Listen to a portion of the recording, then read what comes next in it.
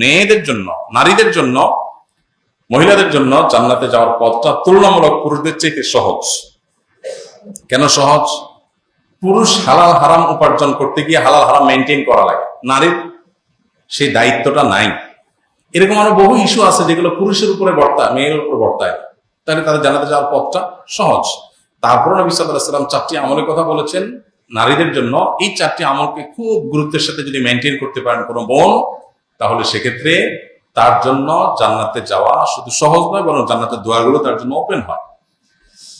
সে 4টি আমল কি? নবী সাল্লাল্লাহু আলাইহি ওয়াসাল্লাম বলেছেন, ইদা সাল্লাতিল মারআতু খামসাহা, মুসলিম নারী যদি 5 ওয়াক্ত নামাজ ঠিকঠাক পড়ে, সুন্দর করে পড়ে, ওয়া সামাত শাহরাহা, রমজান রোজা ঠিকঠাক মতো পড়ে রাখে, ও আতাআত যাওজাহা, স্বামীর আনুগত্য করে, স্বামীর বৈধ নির্দেশগুলোকে মানে, এবং এই যে নানা প্রপাগান্ডার কারণে ব্যক্তি স্বাধীনতার নামে আমি আমার যা খুশি তা করবো, এইসব নানা নামে স্বামীর আনুগত্যের বাইরে বের হওয়ার যে একটা মিছিল এখন আছে, অনেক নামাজি কালামী মেয়েরাও এই মিছিলে সামিল হয়েছেন, বুঝে না বুঝে এই মিছিলে তিনি সামিল হন না, বরং আল্লাহর নির্দেশ পালনার্থে, পারিবারিক শৃঙ্খলা রক্ষার স্বার্থে স্বামী যদি অন্যায় কিছু না বলে তাহলে তার কথা মানে এবং আনুগত্য করে, দুয়ারের যে কোনোটিতে প্রবেশ করার সুযোগ ওপেন হয়।